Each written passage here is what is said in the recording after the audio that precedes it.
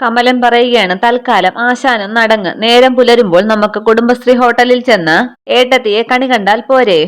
അത് കേട്ട് ഇക്ക പറയുകയാണ്, അതെ അതെ, ഇതിവിടുന്ന് നേരെ നമ്മൾ ഹോട്ടലിലേക്ക് ചെല്ലുന്നു. പൂ പോലത്തെ ഇഡ്ഡലിയും ചൂട് ചട്നിയും ഓർഡർ ചെയ്യുന്നു. അത് കേട്ട് ഉറക്കപ്പിച്ചിൽ ദാസൻ പറയുകയാണ്, 2 പ്ലേറ്റ് എനിക്കും, കൂടാതെ മൊരിഞ്ഞ 2 വടയും കൂടി എടുത്തോ. പോയി എടുത്തോണ്ട് വാടാന്ന് ദാസൻ പറയുമ്പോൾ ഇക്ക പറയുകയാണ്, ഇത് നിന്റെ കുഞ്ഞമ്മയുടെ വീടല്ല, വിഷ്ണു ആശാന്റെ വീടാണ്. ഇത് കേട്ട് ബോധം വീണ ശേഷം ദാസൻ പറയാണ്, അല്ല നിങ്ങളൊക്കെ എന്താ ഇവിടെ? കമലൻ പറയാണ്, ഞങ്ങളൊരു ചർച്ചയിലാണ്. ആശാനിപ്പോ ഏടത്തിയെ കാണണമെന്ന്. ദാസൻ പറയാണ്, അതിരെന്താ കാണണം? ഇക്ക ചോദിക്കുകയാണ്, ഈ രാത്രിയിലോ? നടപ്പുള്ള കാര്യം വല്ലതും പറയടേ. ദാസൻ പറയാണ്, നടപ്പില്ലാന്ന് ഇക്ക മാത്രം തീരുമാനിച്ചാൽ മതിയോ? ആശാനെ, ഇവര് പറയുന്നു നടക്കില്ലാന്ന്, പക്ഷെ ഞാൻ പറയുന്നു നടക്കുമെന്ന്. കാണൽ നടക്കുമോ ഇല്ലയോ എന്നറിയാൻ ഒരു വഴിയുണ്ട്, അറിയാമോ ആശാൻ എന്ന് ചോദിക്കുമ്പോൾ അതിയായ സന്തോഷത്തോടെ ഇല്ല ഇല്ല എന്ന് പറയുകയാണ് വിഷ്ണു. പറഞ്ഞു തരാം, ഒരു പൂ ഉണ്ടെങ്കിൽ എടുത്തുകൊണ്ട് വാടാന്ന് കമലിനോട് പറയുകയാണ് ദാസൻ. പാതിരാത്രിക്ക് പൂവോ? കള്ളു കുടിച്ചിട്ട് ചുമ്മാ മെനക്കെടുത്തല്ലേ? മെനക്കെടുത്തൊന്നും അല്ല, പ്രേമകാര്യങ്ങളിൽ പുരാതന കാലം മുതൽക്കേയുള്ള ഒരു പരീക്ഷണ സമ്പ്രദായമാണിത്. ഇന്ന് വരെ അത് തെറ്റിയിട്ടില്ല. ഒരു പൂവെടുക്കുക, അതിനുശേഷം പൂവിന്റെ ഓരോ ഇതളും മെല്ലെ അടർത്തിയെടുക്കുക. ആദ്യത്തെ ഇതൾ എടുക്കുമ്പോൾ ഇന്ന് കാണാൻ പറ്റുമെന്ന് പറയണം, യെസ് എന്ന്. രണ്ടാമത്തെ ഇതൾ പറ്റില്ല എന്ന് പറയണം, നോ എന്ന്. അങ്ങനെ ഓരോ ഇതളും അടർത്തി എടുത്തെടുത്ത് യെസും നോയും ഒക്കെ കഴിയുമ്പോൾ അവസാനത്തെ ഇതൾ എന്തു പറയുന്നുവോ അതുപോലെ നടക്കൂ. ആശാന്റെ പ്രണയം സത്യമാണെങ്കിൽ ഇന്ന് രാത്രി തന്നെ ആശാൻ ഏട്ടത്തിയെ കണ്ടിരിക്കും. ഇത് നടക്കും ആശാനെ, ഉറപ്പാണ്, ദാസന്റെ ഉറപ്പ്. അത്രയും പറഞ്ഞ് പായലേക്ക് കമഴ്ന്നു വീണ് ഉറങ്ങുകയാണ് ദാസൻ. ഇതൊക്കെ കണ്ട് വിഷ്ണു സന്തോഷിക്കുമ്പോൾ കമലൻ പറയുകയാണ്, കഷ്ടം. പിന്നീട് കാണിക്കുന്നത് ആലോചിച്ചിരിക്കുന്ന ശാരദാമ്മയാണ്. ശാരദാമ്മയുടെ അടുത്തേക്ക് ശാരിക വരികയാണ്. ശാരിക പറയാണ്, അമ്മേ കഷായം. എനിക്കെങ്ങും വേണ്ട, തൊണ്ടയിൽ നിന്നും വെള്ളം ഇറങ്ങൂല. അമ്മേ കുടിക്കമ്മേ, ദേഹനൊമ്പലമൊക്കെ മാറും. എന്റെ പൊന്നമ്മയല്ലേ, കുടിക്കെന്നും പറഞ്ഞ് കഷായം ശാരദാമ്മയ്ക്ക് നീട്ടുകയാണ് ശാരിക. അതിനുശേഷം അത് വാങ്ങി കുടിക്കുകയാണ് ശാരദാമ്മ. ശാരിക പറയുകയാണ്, ആ പണം അച്ഛന്റെ കയ്യിൽ തന്നെ കൊടുത്തിട്ട് പോന്നാൽ മതിയായിരുന്നു അല്ലേ? അങ്ങനെ ആയിരുന്നെങ്കിൽ ഇങ്ങനെ ഒന്നും സംഭവിക്കില്ലായിരുന്നു. അങ്ങനെ അല്ലായിരുന്നെങ്കിൽ ഇങ്ങനെ ആകുമായിരുന്നില്ല എന്നൊക്കെ ചിന്തിച്ച് കാട് കയറിയിട്ട് ഒരു കാര്യവും ഇല്ല മോളെ. ജീവിതത്തിൽ സംഭവിക്കാനുള്ളതെല്ലാം സംഭവിച്ചു. അതൊന്നും തിരുത്താൻ നമ്മളെ കൊണ്ടാവില്ല. തിരുത്താനല്ല, ചിലതൊക്കെ മനസ്സിൽ നിന്നും മായ്ച്ചു കളയാനെങ്കിലും പറ്റിയിരുന്നെങ്കിലെന്ന് ആലോചിച്ചിട്ടുണ്ട് ഞാൻ. അതും നടക്കില്ല. ഒരു പ്രായമെത്തി ജീവിത പരിചയം കൂടി ആയാൽ പിന്നെ മനസ്സിൽ ആഗ്രഹങ്ങളുമില്ല, നമുക്ക് നമ്മുടേതായ ഇഷ്ടങ്ങളും ഇല്ല. ജീവിക്കുന്നത് തന്നെ നമ്മുടെ കുടുംബത്തിന് വേണ്ടിയാണ്. നല്ലതായാലും ചീത്തയായാലും സംഭവിക്കുന്നത് ഒരേ മനസ്സോടെ സ്വീകരിക്കാൻ നമ്മുടെ മനസ്സിന് പാകത വേണം. ആ പണം നിന്റെ അച്ഛന്റെ കയ്യിൽ കൊടുത്തിരുന്നെങ്കിൽ എന്ത് സംഭവിക്കുമായിരുന്നു? ഈ വീടും സ്ഥലവും ഒക്കെ സ്വന്തമാക്കാൻ അദ്ദേഹം വേറൊരു വഴി നോക്കുമായിരുന്നു. അതേ ഉള്ളൂ വ്യത്യാസം. നിങ്ങൾ 3 മക്കളെയും കെട്ടിപ്പിടിച്ച് പെരുവഴിയിലേക്ക് ഇറങ്ങാൻ എനിക്കാവില്ല മക്കളെ. എനിക്ക് വീട് വേണം തണലായിട്ട്. നിന്റെ കല്യാണം നടത്താൻ നിന്റെ അച്ഛനെയും വേണം. കൈവെള്ളയിലിരിക്കുന്നത് തീയാണെന്നറിയാം, പൊള്ളും, പക്ഷേ കൊണ്ടു നടന്നേ പറ്റൂ. പിന്നീട് കാണിക്കുന്നത് വിഷ്ണുവിന്റെ വീടാണ്. അവിടെ രാത്രി വിഷ്ണു ഒരു റോസാപ്പൂവുമായി അങ്ങോട്ടും ഇങ്ങോട്ടും നടക്കുകയാണ്. തൊട്ടടുത്ത് കമലൻ കോട്ടുവായൊക്കെ ഇട്ട് നിൽക്കുകയാണ്. കമലൻ ചോദിക്കുകയാണ്, കുറെ നേരമായല്ലോ ആശാനെ ഈ നടപ്പ് തുടങ്ങിയിട്ട്. ബാക്കിയുള്ളവരെ ഒന്നും ഉറങ്ങാനും സമ്മതിക്കില്ല. കാലമാടൻ കിടന്ന് ഉറങ്ങുന്നത് കണ്ടില്ലേ എന്ന് ദാസനെ നോക്കി പറയുകയാണ് കമലൻ. അവന്റെ ഒടുക്കത്തെ ഒരു ഐഡിയ. വിഷ്ണു പറയുകയാണ്, ശരി, നടപ്പ് നിർത്തി. ഇനി ഇതിന്റെ ഇതളുകൾ നീ വേണം ഓരോന്നായിട്ട് പറിച്ചെടുക്കാൻ. ഞാൻ എന്തിനാ? ആശാനല്ലേ ചെയ്യേണ്ടത്. പറയുന്നത് ചെയ്യടാ. ആദ്യത്തെ ഇതള് പറിക്കുമ്പോൾ ഇന്ന് ഏട്ടത്തിയെ കാണാൻ പറ്റുമെന്ന് പറയണം, അല്ലെങ്കിൽ യെസ്. രണ്ടാമത്തെ ഇതള് പറ്റില്ല, നോ. മനസ്സിലായോ? അങ്ങനെ ഓരോ ഇതളും പറിച്ചു കഴിഞ്ഞിട്ട് അവസാനം വരുന്ന ഇതൾ ഏതാണോ അത് നടക്കുമെന്നാണ് നമ്മുടെ ദാസൻ പറഞ്ഞത്. അല്ല, അത് ആശാനല്ലേ ചെയ്യേണ്ടതെന്നാണ് ഞാൻ ചോദിച്ചത്. അങ്ങനെ നിയമമൊന്നും ഇല്ലടാ. നമുക്ക് കാര്യം അറിഞ്ഞാൽ പോരെ. മാത്രമല്ല, പറ്റില്ല എന്നുള്ള ഇതളാണ് അവസാനം കിട്ടുന്നതെങ്കിൽ എനിക്ക് എന്നെ തന്നെ ചവിട്ടാൻ പറ്റില്ലല്ലോ. നീ ആവുമ്പോൾ എനിക്ക് ആവശ്യത്തിനിട്ട് ചവിട്ടാമല്ലോ.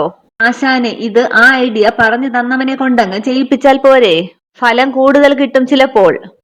ഉറങ്ങുന്നവരെ നമ്മൾ ശല്യപ്പെടുത്താൻ പാടില്ലടാ. ദാസൻ ഒന്നാമത് ഫിറ്റാണ്, ഉറങ്ങിക്കോട്ടെ പാവം. മഹാഭാവി എനിക്ക് യമണ്ടൻ പണിയും തന്നിട്ട് കിടന്നുറങ്ങുന്നു. എന്നാ പിന്നെ താമസിക്കണ്ട, തുടങ്ങിക്കോ എന്ന് പറഞ്ഞ് പൂവ് കമലന്റെ കയ്യിൽ കൊടുക്കുകയാണ് വിഷ്ണു. കമലൻ ഓരോ ഇതളായി പറിച്ചെറിഞ്ഞുകൊണ്ട് പറയുകയാണ്, ഏട്ടത്തിയെ കാണാൻ പറ്റും, യെസ്. ഏട്ടത്തിയെ കാണാൻ പറ്റില്ല, നോ. കമലൻ പൂവിന്റെ ഇതളുകൾ നുള്ളിയെടുക്കുന്നത് കണ്ട് ടെൻഷനോടുകൂടി നിൽക്കുകയാണ് വിഷ്ണു. ആശാനെ, ദേ നോക്കിയേ, ഏട്ടത്തിയെ കാണാൻ പറ്റുമെന്നാണ് ഫലം പറയുന്നത്. ഇത് കേട്ട് വളരെ സന്തോഷത്തോടുകൂടി കമലനെ എടുത്തു പോക്കുകയാണ് വിഷ്ണു. അതിനുശേഷം കമലിന് കെട്ടിപ്പിടിച്ച് ഉമ്മയും കൊടുക്കുകയാണ് വിഷ്ണു.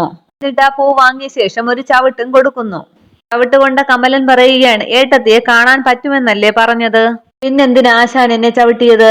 ഇത് സന്തോഷ ചവിട്ടല്ലേടാ ഈ ചവിട്ട്. വിഷ്ണു പറയുകയാണ്, പക്ഷെ ഒരു കുഴപ്പമുണ്ടല്ലോടാ.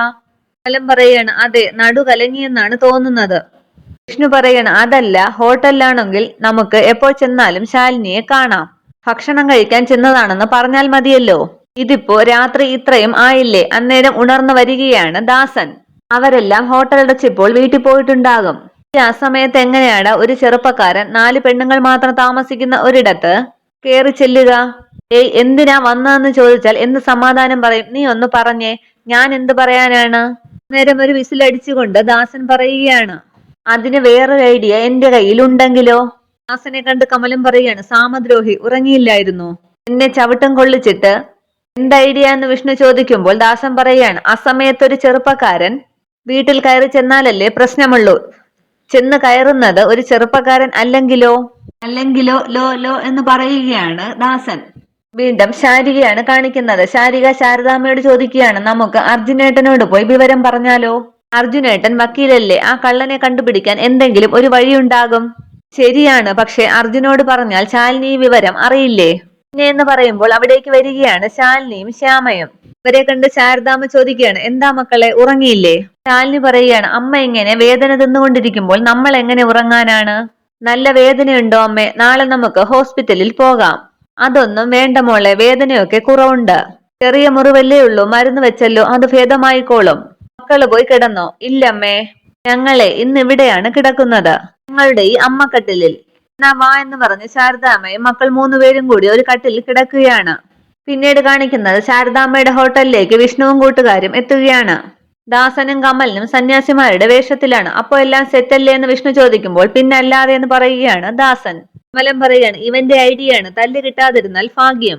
ദൈവങ്ങളെ കാത്തോളണേ എന്ന് പ്രാർത്ഥിക്കുകയാണ് കമലൻ.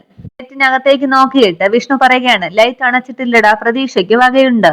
കമലൻ പറയുകയാണ്, ലൈറ്റ് ഉണ്ടെങ്കിലേ തല്ല് തരാനും മുഖം തിരിച്ചറിയാനും എളുപ്പമായിരിക്കും. സൈലൻസ് എന്ന് പറഞ്ഞ് ദേഷ്യപ്പെടുകയാണ് വിഷ്ണു. അതിനുശേഷം ഗേറ്റ് തുറന്ന് അകത്തേക്ക് കയറുകയാണ് അവർ. എത്തിയ ശേഷം കമലൻ പറയുകയാണ്, പാമ്പുണ്ടോന്ന് നോക്കണം. അത് കേട്ട് ദാസൻ പറയുകയാണ്, ഇത്രയും വലിയ പാമ്പായ എന്നെ ഏത് പാമ്പാണ് പിടിക്കുക? അതുങ്ങൾക്കും കാണില്ലേ ഒരു വർഗബോധം? മതി മതി, എന്നാലേ വിളി തുടങ്ങിക്കോ എന്ന് പറയുകയാണ് വിഷ്ണു. കേട്ട് അമ്മ അമ്മ എന്ന് നീട്ടി വിളിക്കുകയാണ് ദാസനും കമലനും. അവരുടെ വിളി കേട്ട് വിഷ്ണു പറയുകയാണ്, ഹരിശ്രീ അശോകന്റെ പഴയ നമ്പറൊന്നും വേണ്ട, മര്യാദയ്ക്ക് വിളിച്ചോ. അത് കേട്ട് ശാരദാമ്മയും എല്ലാവരും ഉണരുകയാണ്. ശാലിനി പറയുകയാണ്, അമ്മ എവിടെ ഇരിക്കെ, ഞാൻ പോയി നോക്കാം. ദാസൻ പറയുകയാണ്, ആശാനെ, ഇതൊരുമാതിരി ഗുരുവായൂർ നട പാട്ടുപാടി തുറക്കുന്നത് പോലെ ആയല്ലോ. ഇത്രയും പാടിയിട്ടും ഒരു ദേവിയും പ്രത്യക്ഷപ്പെടുന്നുമില്ല. അന്നേരം കതക് തുറന്ന് പുറത്തേക്ക് വരികയാണ് ശാലിനി. പുറത്തേക്ക് വന്ന ശാലിനി ചോദിക്കുകയാണ്, ആരാ നിങ്ങള്, എന്താ? വിഷ്ണുവിനെ കണ്ട നിങ്ങള് എന്ന് പറഞ്ഞ ശേഷം അന്ന് സ്കൂട്ടറിൽ ഉണ്ടായ സംഭവങ്ങളൊക്കെ ആലോചിക്കുകയാണ് ശാലിനി. ശാലിനി ചോദിക്കുകയാണ്, അല്ല, നിങ്ങളോ, നിങ്ങളെന്താ ഈ സമയത്ത്? പക്ഷേ വിഷ്ണു ശാലിനി പറയുന്നതൊന്നും കേൾക്കാതെ ശാലിനിയെ തന്നെ നോക്കി നിൽക്കുകയാണ്.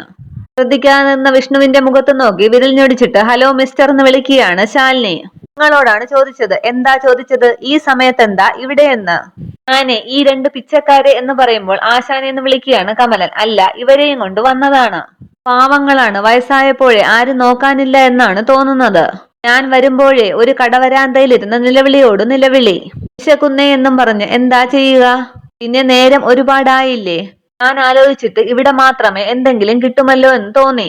അയ്യോ, ഈ നേരത്തോന്ന് ചോദിക്കുകയാണ് ശാലിനി.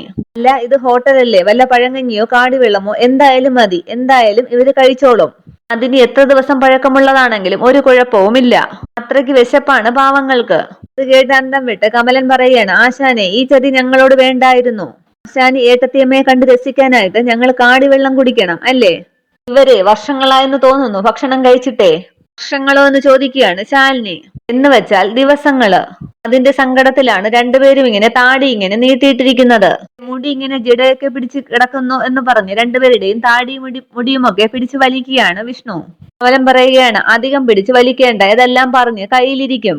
വീഴാൻ പോകുന്ന ദാസനെ പിടിച്ച് നിർത്തിയിട്ട് വിഷ്ണു പറയാണ്, ദേ കണ്ടില്ലേ, വിശന്നിട്ട് നിൽക്കാൻ വയ്യ പാവങ്ങൾക്ക്. ശാലിനി പറയാണ്, നിൽക്ക് നിൽക്ക്, ഞാൻ നോക്കട്ടെ എന്തെങ്കിലും ഇരിപ്പുണ്ടോന്ന്. ഒരു കാര്യം ചെയ്യ് കതക് തുറന്ന് അകത്ത് കയറിയിരിക്കുക. ആയിക്കോട്ടെ എന്ന് പറയുകയാണ് വിഷ്ണു. ശാലിനി അകത്തേക്ക് പോയ ശേഷം ചിരിച്ചുകൊണ്ട് വിഷ്ണു പറയുകയാണ് സംഗതി ഏറ്റു. പെട്ടെന്ന് പുറത്തേക്ക് ഇറങ്ങി വന്ന ശാലിനി വിഷ്ണുവിന്റെ കയ്യിൽ താക്കോല് കൊടുത്തിട്ട് പറയുകയാണ് ദാ താക്കോല്, അകത്ത് കയറി ഇരുന്നോ. സന്തോഷത്തോടുകൂടി പാട്ടൊക്കെ പാടുകയാണ് വിഷ്ണു. കമലം പറയുകയാണ് നീ കുറച്ച് ഓവറാണ് കേട്ടോ, ഞാൻ പറഞ്ഞില്ലേ മൂക്കറ്റം കുടിച്ച് കയറ്റരുതെന്ന്. ദാസൻ പറയുകയാണ് പാതിരാത്രി ഇങ്ങനെ ഒരു ആവശ്യം വരുമെന്ന് ഞാൻ അറിഞ്ഞോ. എടാ, ഒരു കാമുകനും യുദ്ധമോതുള്ള പട്ടാളക്കാരനും ഒരുപോലെയാണ്, എപ്പോഴും എന്തിനും തയ്യാറായി നിൽക്കണം. കമലൻ ചോദിക്കുകയാണ് അല്ല ആശാനെ, ഇവിടെ പശു ഒന്നും ഇല്ലല്ലോ. എന്തിനാടാ അറിയുന്നേ? ഉണ്ടെങ്കിൽ അതിന്റെ കാടിവെള്ളത്തിൽ നിന്നും ഏട്ടത്തിയമ്മ പിണ്ണാക്കും പഴയ ബോണ്ടയും ഒക്കെ പറക്കിക്കൊണ്ടുവരും. അത്രയ്ക്ക് കൂറകളായിട്ടാണ് ആശാൻ ഞങ്ങളെ അവതരിപ്പിച്ചിരിക്കുന്നത്. നീയല്ലേ പറഞ്ഞത് യുദ്ധമുഖത്തുള്ള പട്ടാളക്കാരനെ പോലെ എന്തും നേരിടാനുള്ള തയ്യാറായിരിക്കണമെന്ന്. അത് കൊള്ളാം, വെടി ഞങ്ങളുടെ നെഞ്ചത്തും മെഡൽ ആശാനും. കൊള്ളാം, നല്ല സ്വഭാവം. മെഡലുമായിട്ട് ആളിപ്പോൾ വരും, നമുക്ക് അപ്പോഴേക്കും അകത്തേക്ക് കടക്കാമെന്നും പറഞ്ഞ് അകത്ത് കയറുകയാണ് വിഷ്ണുവും കമലനും ദാസനും. അപ്പോഴേക്കും അവർക്കുള്ള ഭക്ഷണവുമായി എത്തുകയാണ് ശാലിനി. ഭക്ഷണം മേശപ്പുറത്തേക്ക് എടുത്തു വെക്കുന്ന ശാലിനിയെ തന്നെ നോക്കി നിൽക്കുകയാണ് വിഷ്ണു. ഇത്രയുമാണ് ഇന്നത്തെ എപ്പിസോഡ് വിശേഷങ്ങൾ. Okay, thank you.